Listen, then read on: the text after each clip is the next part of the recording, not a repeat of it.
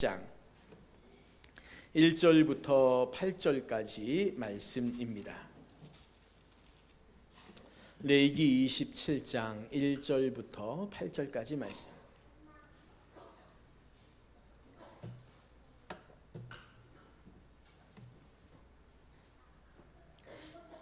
말씀을 한 절씩 교독하겠습니다. 1절부터 8절까지 말씀입니다. 여호와께서 모세에게 말씀하여 이르시되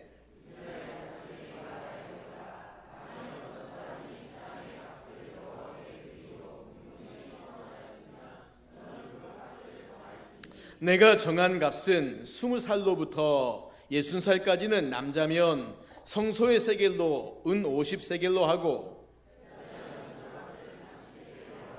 5살로부터 20살까지는 남자면 그 값을 20세겔로 하고 여자면 10세겔로 하며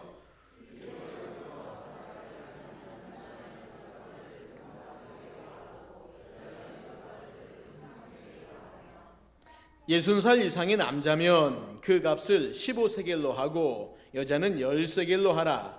그러나 서원자가 가난하여 내가 정한 값을 감당하지 못하겠으면 그를 제사장 앞으로 데리고 갈 것이요 제사장은 그 값을 정하되 그 서원자의 형편대로 값을 정할지니라. 아멘.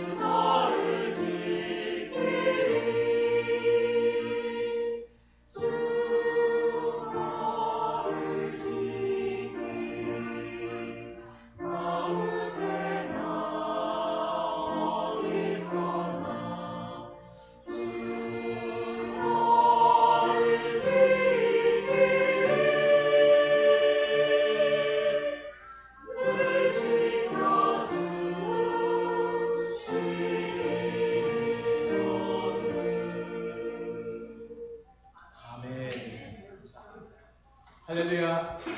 할렐루야. 우리 옆 사람과 같이 인사하겠습니다. 잘 오셨습니다. 네, 반갑습니다. 오늘도 예배 자리에 함께 하신 우리 모든 성도님들을 주님의 이름으로 축복합니다. 오늘 드디어 레위기 27장, 레위기 맨 마지막 장의 말씀을 같이 나누겠습니다. 27장에 나오는 주제는 서원이라고 하는 문제를 이야기합니다. 무엇인가를 서원한다라는 표현, 우리 참 많이 쓰는 말 중에 하나지 않습니까? 근데 한 가지 이런 생각이 들어요. 말씀이 26장에서 딱 끝나면 참 좋았을 걸.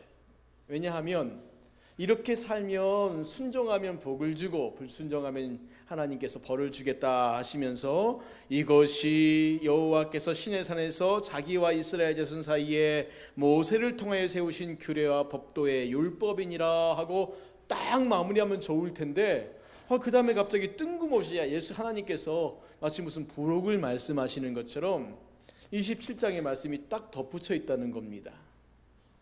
27장에 무엇을 말한다고요? 서원입니다.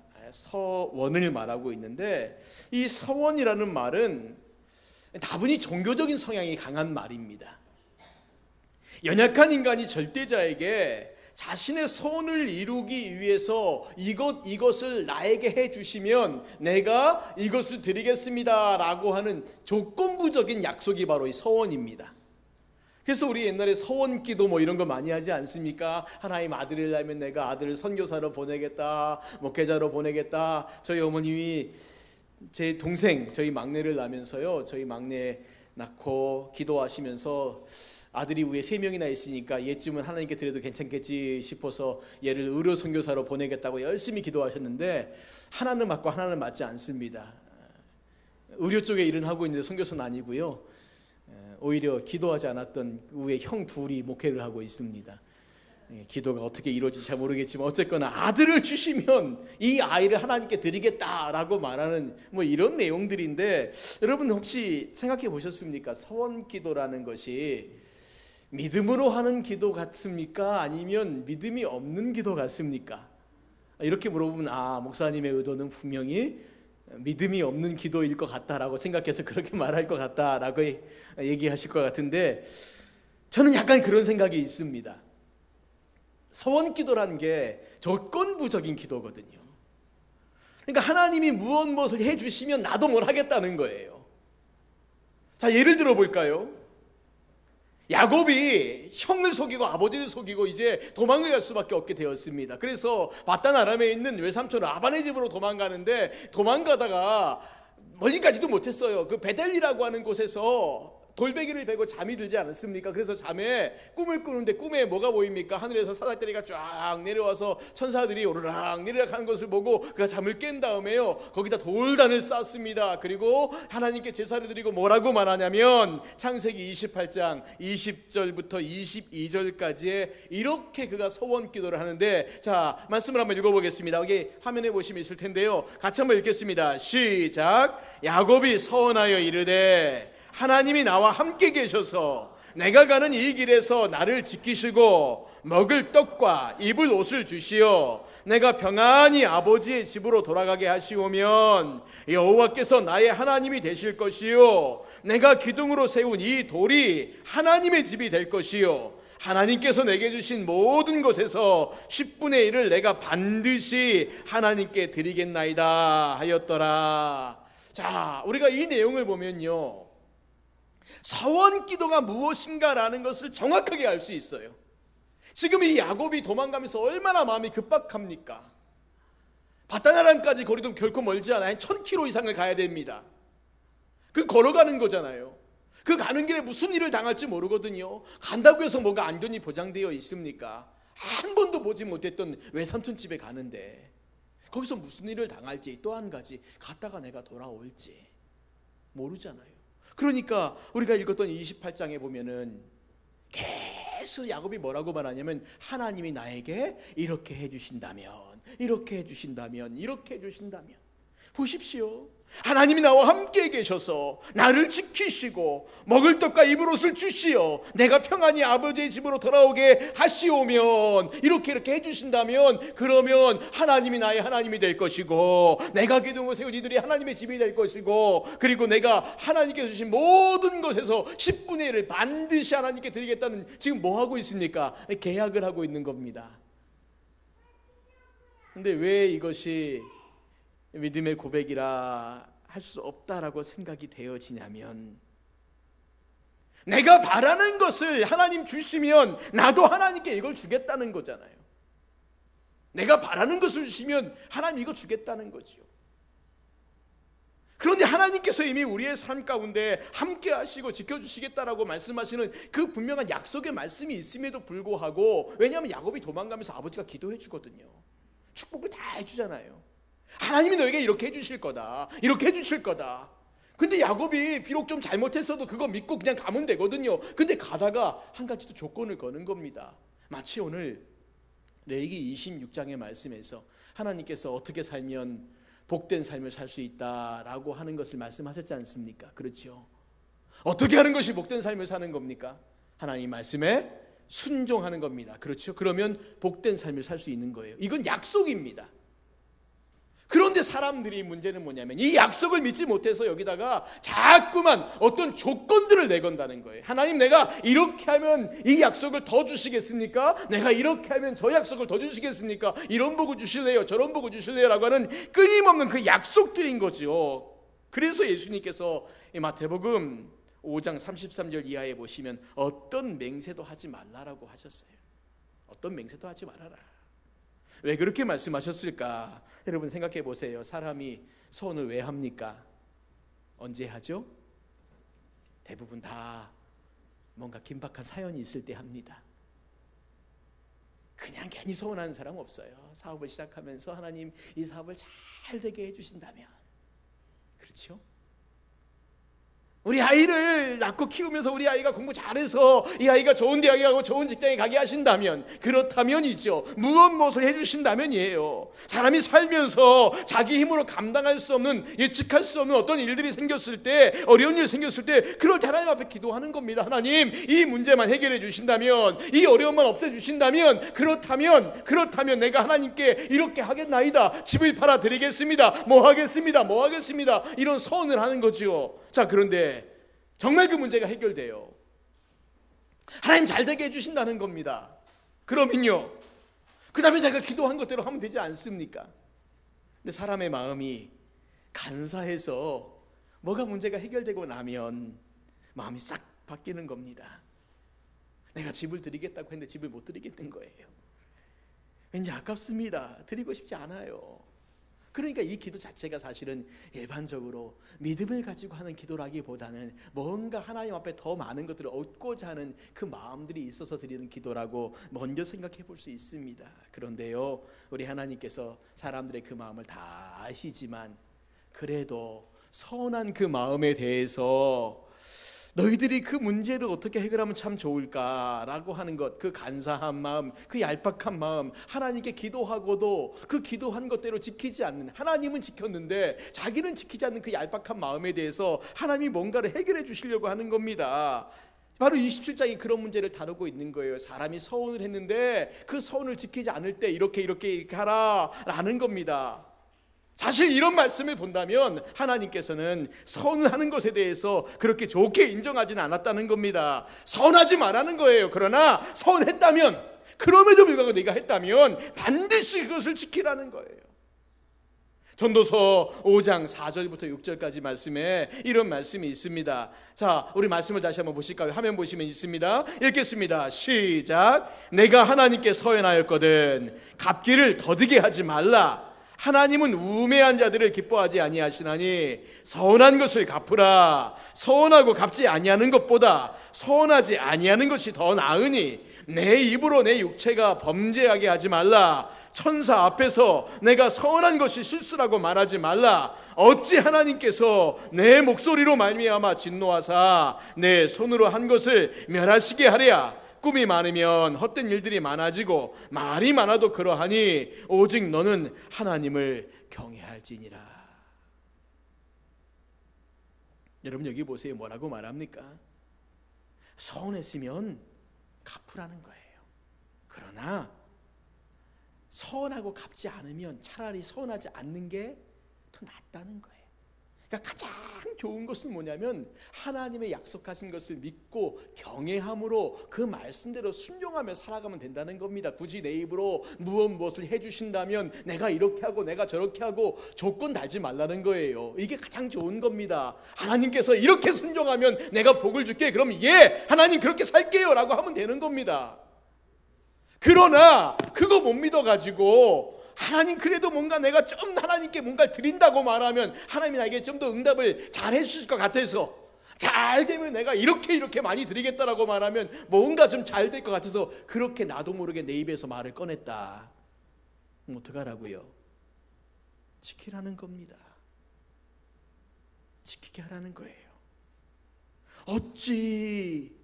어찌 내가 말한 것을 실수라고 말하느냐? 실수라고 말하지 말라는 겁니다.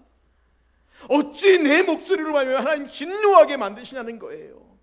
네가 입으로 꺼내놓고 네 스스로 말해놓고 그것 가지고 내가 거짓말했다, 실수했다, 잘못 말했다 그렇게 말하지 말라는 거예요. 그러니 차라리 그렇게 말할 거라면 말하지 말라는 겁니다.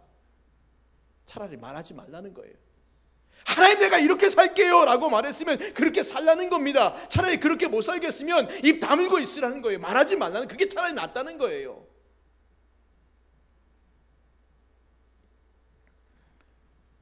그러나 우리 하나님 사람들의 연약함을 아셔서 선을 했으면 지키든지 아니면 선하지 말든지 하면 되는데 괜히 마음에 뭔가 급하니까 입으로 서원해놓고 그 다음에 지키지 못할 때가 많더라는 거예요. 그럼 그냥 쫓아가서 박살을 내버릴까요? 너 왜 약속 안 지켜? 이렇게 말씀하셔야 합니까? 나는 약속을 지켰는데 너는 왜 약속을 안 지켜? 이렇게 말씀하지 않고 이 얘기를 마무리하면서 그들이 복을 더 받으려고 선한 마음인지 악한 마음인지 모르겠습니다. 그렇게 하나님 앞에 약속했는데 약속을 못 지킬 상황이 되었다. 그러면 그 약속을 다른 방법으로 지킬 수 있게끔 도와주신다는 겁니다. 여기 보니까 레위기 27장 25절까지 말씀에 사람들이요 4가지를 바치겠다라고 말하는 첫 번째는 사람을 바치겠다는 거예요. 자기를 바치든지 자기 자녀를 바치든지, 물론 이것이 인신제사가 아닙니다. 마치 한나가 하나님의 아들을 주시겠다고 하니까 내가 그 아들을 하나님께 드리겠나이다 하는 게 사람을 태워 죽인다는 게 아니지 않습니까? 그의 삶 전체를 하나님의 종으로 살게 하겠다 하는 것이죠. 이게 첫 번째입니다. 두 번째는 자신의 가축으로 바치겠다는 거예요. 하나님 우리 집에 가축이 있는데 이 가축에 좋은 것을 하나님께 드리겠다, 이렇게 말하는 거죠. 세 번째는 자기의 집으로 드리겠다고 말하는 겁니다. 네 번째는 자기의 땅 바칩니다. 그것을 하나님께 바쳐야 되겠다라고 말하는데 문제는 뭐냐면 그것을 바치겠다고 말했어요. 그리고 하나님 기도에 응답해 주셨습니다. 그런데 바치려고 하니까 막상 어떤 다른 상황이 생겼다는 겁니다. 내 마음이 변했든지 아니면 다른 환경들이 좀 변했든지 뭔가 이것을 드릴 만한 상황이 못 돼서 바뀌어서 지금 마음에 고민되어질 때 하나님께서 그럴 때 어떻게 하라고 말씀하세요? 그럴 때는 대속을 하라는 겁니다. 사람을 바치는 대신에, 가축을 바치는 대신에, 집을 바치는 대신에, 밭을 바치는 대신에 그것에 합당한 값을 하나님께 드리라는 겁니다. 먼저 사람을 바치기로 한 경우에 참 재밌어요. 말씀이 참 길죠. 우리가 읽었던 말씀에 보면 남자의 값이 다르고 여자의 값이 다르고 아이들도요 5세 이상의 값이 다르고 5세 이하의 값이 다르고 그 다음에 60세 이상의 사람의 값이 다 다릅니다. 남자 여자의 값이 전부 다 다르게 매겨져 있고 요걸 바치라고 말하는 겁니다. 그런데 또 한 가지 마지막에 뭐라고 말씀하시냐면 가난한 사람의 경우, 그것마저도 바칠 수 없는 가난한 경우의 사람이라면 제사장에 가서 그 서원자의 형편대로 값을 먹이라고, 그러면 그 값을 갚으면 된다라고 말씀합니다. 27장 8절에 이렇게 말합니다. 그러나 서원자가 가난하여 내가 정한 값을 감당하지 못하겠으면 그를 제사장 앞으로 데리고 갈 것이요 제사장은 그 값을 정하되 그 서원자의 형편대로 값을 정할지니라.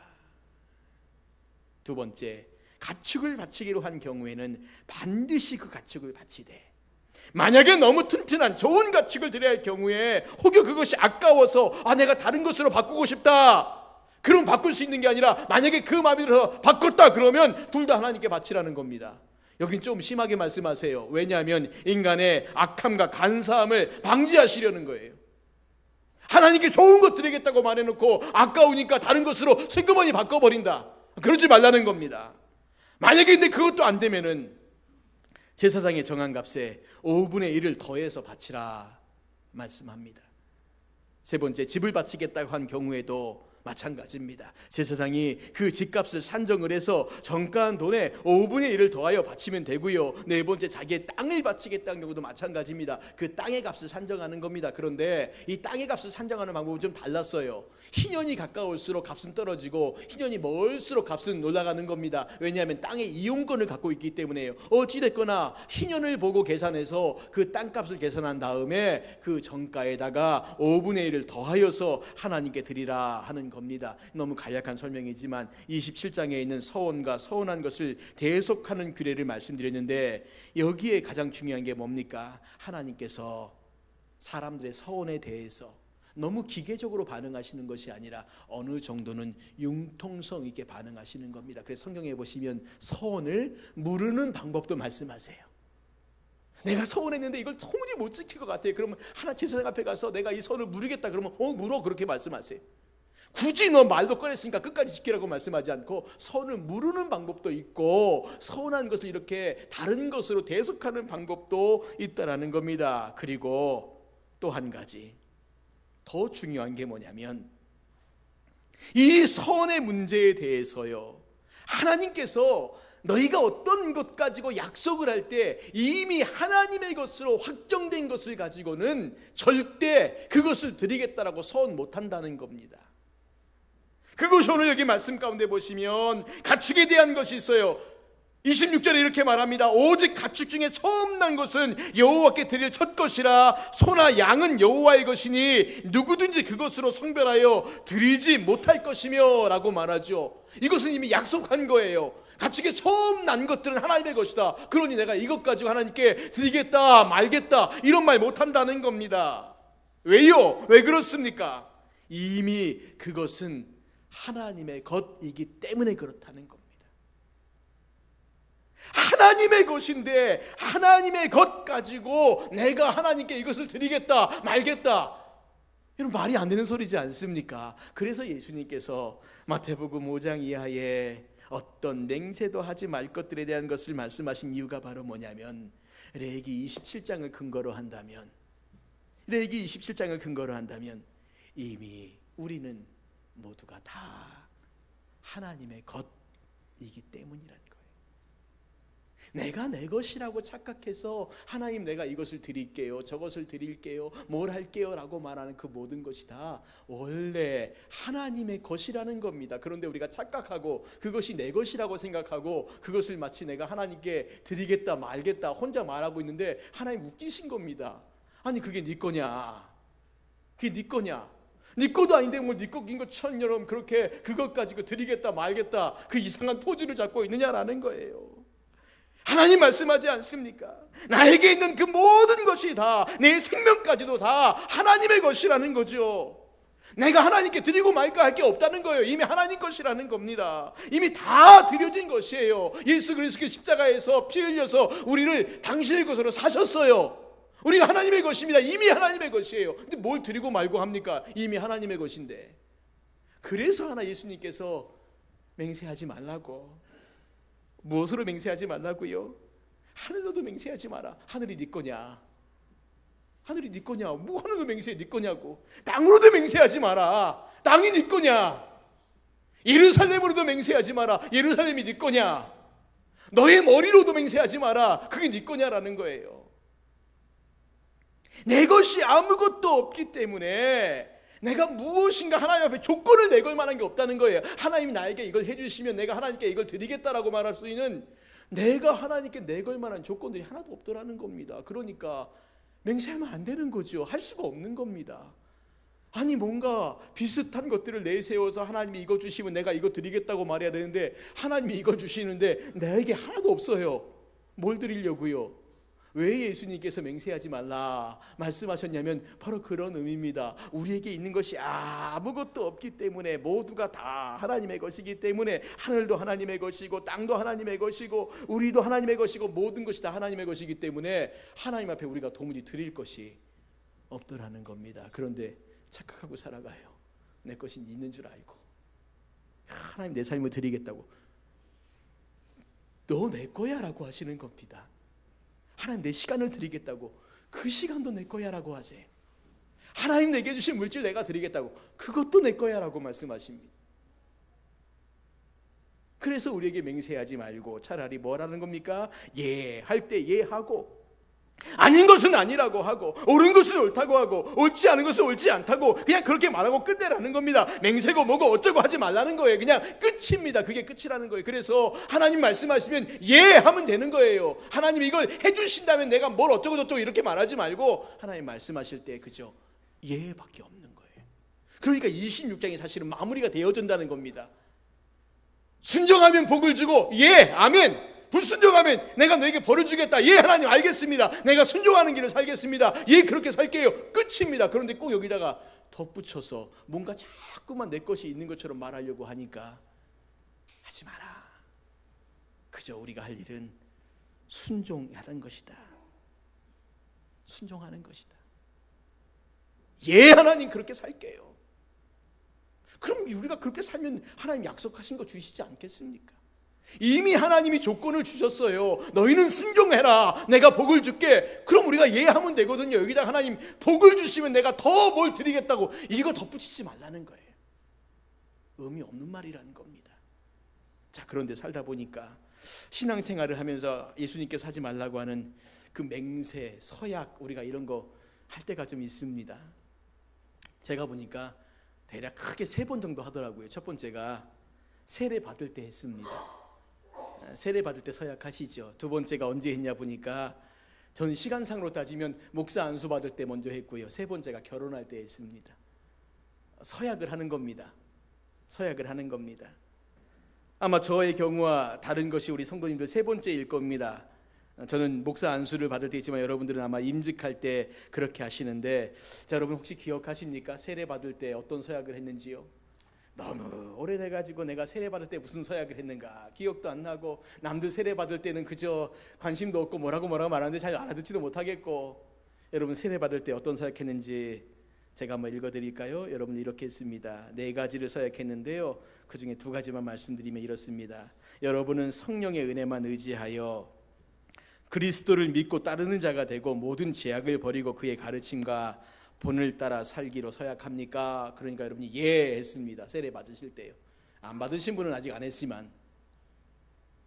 4번째 이렇게 물어봐요. 여러분은 교회의 관할과 치리에 복종하고 교회의 덕과 화평을 이루는 일에 힘쓰며 교인의 의무와 권리를 바르게 행사하기로 서약합니까? 모두가 다 전혀 고민하지 않고요, 예 했습니다. 이거 갖고 고민하신 분 별로 없습니다. 임직할 때 여러분 어떤 서약을 하셨습니까? 임직할 때 서약하시고 기억하십니까? 자, 최근에 얼마 전에 우리 장로님 되시고 권사님 되시고 안수장 되신 분들 혹시 내가 어떤 서약했는가 기억하십니까? 여러분들 이런 서약하셨어요. 여러분이 이 기회에 장로, 집사, 권사의 직분을 받고 하나님의 은혜를 의지하여 진실한 마음으로 본직에 관한 범사를 힘써 행하기로 맹세합니까? 예 하셨고요. 본 교회의 화평과 성결함을 위하여 진력하기로 맹세합니까? 할 때 또 예 하셨어요. 기억하십니까? 내가 뭘 서약했는지. 예, 그렇게 살기로 서약합니다. 예 하셨어요. 이렇게 손들고 했습니다. 하나님과 사람 앞에서 약속했습니다. 또 뭘 서약하셨나요? 결혼할 때 서약하셨잖아요. 제가 설교 준비하면서 결혼식 할 때 서약, 그래 만약에 신랑이 손들고 있다가 탁 서약하는데 주례자가 물어보는데 신랑 맹세합니까? 근데 신랑이요 아니요 이렇게 하면 어떻게 될까요? 이거 결혼을 해야 될까 말아야 될까 고민되시겠지요. 신부 맹세합니까? 그런데 신부가 아니요 이렇게 말하면요, 이거 해야 될까요 말아야 될까요? 참 고민되는 문제지요. 제가 우리 교회에서 몇 건의 주례를 했지만 어느 누구도 아니요라고 말한 사람이 하나도 없더라고요. 모두가 다 예 했습니다. 그렇죠, 오기선 집사님? 예, 저 가정이 제가 제일 처음 주례한 가정입니다. 이해했지요? 혹시 내 서약한 거 기억하세요? 어떻게 살겠다고? 다 잊어버렸지요? 그 옆에서 웃고 있는 김희정 집사님 자기는 기억하는 것처럼 남편만 쳐다보면서 남편 쪼아드니까 좋아가지고. 여러분 기억하십니까? 뭘 서약했는지요? 서약한 거 기억하세요? 맹세한 거 기억하십니까? 오늘 우리가 이런 것들을 본다면 무조건 맹세하지 말라는 것보다는 맹세에 대한 분명한 생각을 가지고 있어야 필요가 있다는 거예요. 내가 어떤 서약을 했구나, 어떤 맹세를 했구나, 내가 지켜야 될 부분이 있구나. 물론 결혼 서약은 사람과 사람 사이의 관계지만 거기에 하나님이 계신 거지요. 그러나 우리가 세례 받을 때나 임직을 받을 때나 목사 안수 받을 때나 이 중요한 게 뭡니까? 여기는 다 하나님과 앞에서 우리가 서약하는 겁니다. 이렇게 살겠습니다, 이렇게 행하겠습니다라는 거죠. 그렇기 때문에 우리가 이 맹세할 때 어떻게 될 것인가? 첫 번째, 맹세를 신중히 하라는 거예요. 무심코 남발하지 말라는 겁니다. 자식에게 지킬 능력이 없으면 차라리 하지 말라는 겁니다. 내가 그 일들을 감당할 힘이 없으면 차라리 하지 말라는 거예요.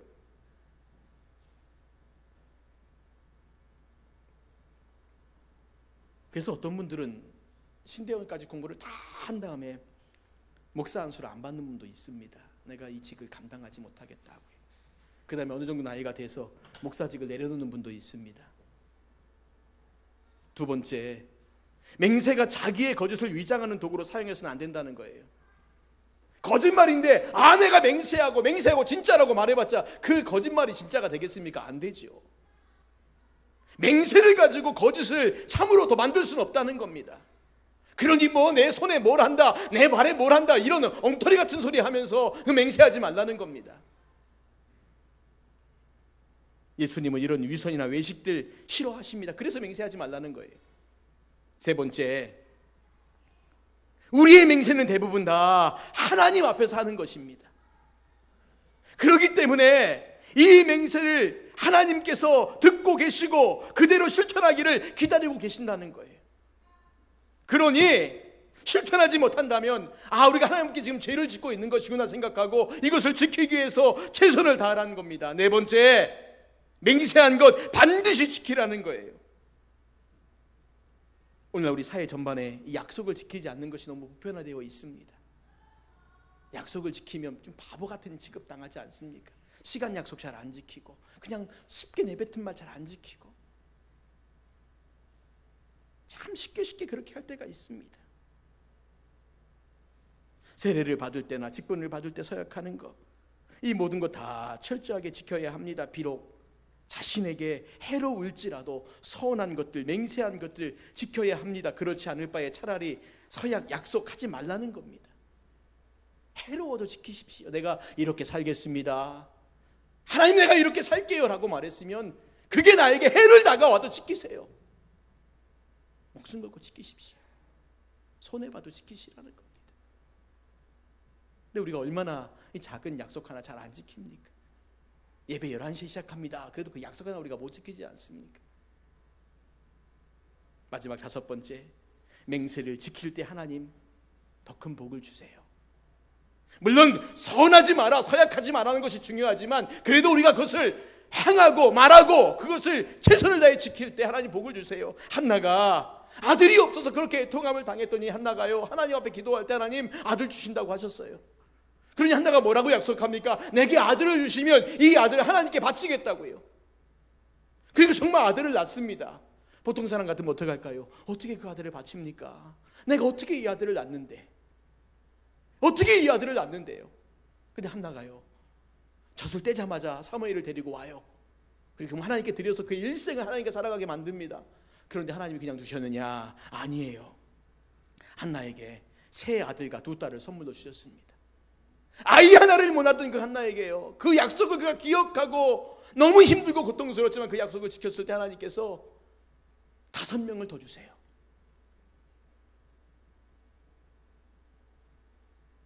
서원을 이행할 때, 약속을 지킬 때, 맹세한 것을 끝까지 지킬 때, 힘들어도 어려워도 그것을 지켜나가려고 하고 발버둥 치고 지킬 때, 하나님 내가 이렇게 살게요, 왜 그렇게 살 때, 하나님 이렇게 행할게요, 왜 그렇게 행할 때, 역대하 15장 15절 말씀에서 이렇게 말합니다. 유대 아사왕 시대에 백성들이 하나님을 찾기로 맹세하고 실천할 때 복을 줬다는 말씀인데, 제가 말씀 읽어드리겠습니다. 온 유다가 이 맹세를 기뻐한지라. 무리가 마음을 다하여 맹세하고 뜻을 다하여 여호와를 찾았으므로 여호와께서도 그들을 만나주시고 그들의 사방에 평안을 주셨더라. 그들이 맹세했어요. 이제 우리가 하나님 뜻대로 살기로 하겠다고 그렇게 맹세하고 이 맹세를 기뻐하고 난 다음에 무리가요 이것을 위해서 힘을 다했어요. 뜻을 다하여 여호와를 찾았으므로 여호와께서 그들을 만나주시고 그들의 사방에 평안을 주셨다는 겁니다. 사랑하는 성도님들, 이제 말씀을 맺겠습니다. 성경은 우리에게 끊임없이 하나님이 어떤 분이신가를 기억하라고 말씀하세요. 하나님이 어떤 분이신가? 오늘 우리가 예배를 드린다고 이 앞에 앉아있는 이 하나님이 과연 어떤 분이신가? 오늘 우리에게 선포되어지는 이 말씀이 하나님이 어떤 분이신가를 제발 좀 정확히 알라고 말씀하고 있습니다. 초대교회에 그 성도들이 300년 넘는 그 시간 동안에 도망다니고 쫓겨다니고 숨어있고 고난당하고 핍박당하고 순교당하고 할 때에 그들이 무엇 보고 살았을까요? 예배당이 있었겠습니까? 그들이 뭔가 교회에서 사람들 간의 만남 가운데 그 만남으로 위로를 받았겠습니까? 초대교회 역사를 보십시오. 300년이 넘는 시간 동안에 그들이 그 무수히 많은 핍박과 고난 가운데 그들은 오직 한 가지밖에 없었어요. 예수 그리스도 하나님의 아들, 그분이 우리의 구원자이시다라는 이 고백 하나, 익투스라고 하는 그 믿음의 고백 하나, 그 고백 하나 붙잡고 평생을 살았어요. 큰 건물이 아니고 오늘 우리 모임 가운데 좋은 사람이 있구나, 사람과의 만남이 아니고 오직 하나님 한 분만 바라보고 살았다는 겁니다. 오늘 우리에게 그 말씀하고 있는 거예요. 믿음으로 산다는 게 뭐냐? 하나님 바라보는 거다. 하나님 말씀 바라보는 거다. 그거 붙잡고 살아가는 거예요. 끊임없는 믿음의 고백을, 신앙의 고백을 드리면서 그분의 약속하신 말씀 붙잡고 순종하며 살아가는 것이. 여러분, 세례 받을 때 서약한 거 기억하십시오. 직분을 받을 때 서약한 거 기억하세요. 결혼할 때 서약한 거 기억하세요. 자녀에게 유아 세례를 받게 할 때 부모로서 한 서약도 기억하세요. 기억하십시오. 이미 하나님 앞에서 한 서약이라면 반드시 지키십시오. 하나님 우리의 순종과 충성에 기뻐하시고 우리가 하나님을 믿는 그 믿음으로 살아가는 모습을 보고 기뻐하시고 우리에게 헤아릴 수 없는 은혜와 복으로 우리의 삶을 채워주실 줄 믿습니다. 이 믿음 가지고 살아갈 수 있는 저와 여러분 되시기를 주님의 이름으로 축원을 드립니다. 우리 시간 같이 찬양하고 기도하는 시간 갖겠습니다. 너 어디 가든지 순종하라. 너 어디 있든지 충성하라. 주 너의 하나님 왕 되신 주 영원히 주님만 찬양하라. 같이 우리 찬송하시겠습니다.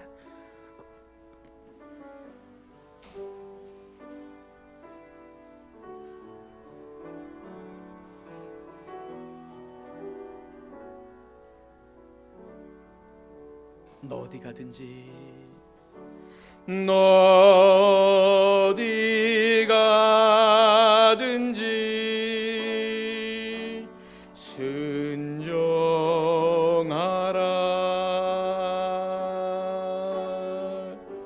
너 어디 있든지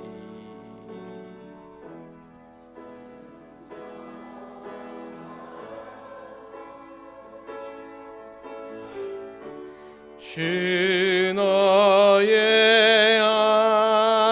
하나님 왕 되신 주 영원히 주님만 찬양하라. 찬양하라. 한 번 더 하겠습니다. 너 어디 가든지, 너 어디 가든지 순종하라.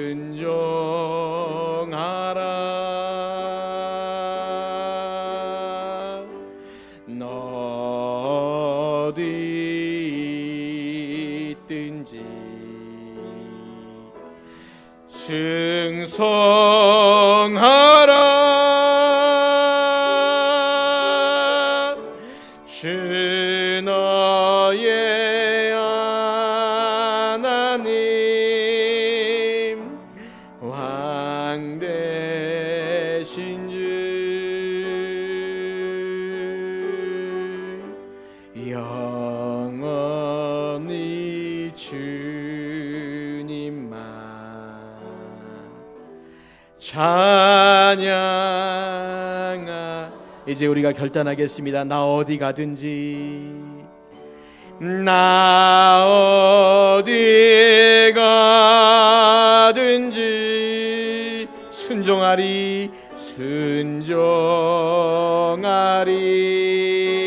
나 어디 있든지, 나 어디 있든지 충성하리.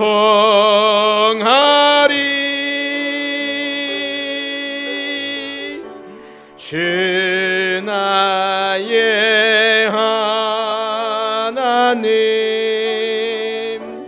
왕 되신 주 영원히 주님만 찬양하리. 여러분, 이 시간 우리가 합심해서 기도하겠습니다. 오늘 하나님께서 우리에게 서운하는 것 기뻐하지 않으십니다. 왜? 말씀에 그냥 예하고 순종하면 되니까요. 그러나 우리가 정말 그렇게 살기로 결단하고 서운했다면 그 지키라고 말씀하세요. 그 지키라고 명령하십니다. 오늘 우리가 이 땅을 살면서 정말 사람과의 약속 중요하고 하나님과의 약속 너무 중요하지 않습니까? 우리가 얼마나 약속에 순종하고 약속을 지키는 삶을 살고 있는가 여러분 기억하시고, 우리가 하나님 앞에 더욱더 헌신되고 충성하고 특별히 더 신실한 삶, 우리가 하나님 앞에 예한 것에 대해서 정말 그렇게 순종하며 나아갈 수 있는 삶들, 우리 교회가, 이 땅의 한국 교회가 그렇게 살게 해달라고 같이 이 시간에 합심하여 기도하겠습니다. 기도합니다. 하나님 아버지, 은혜를 감사합니다. 오늘 우리가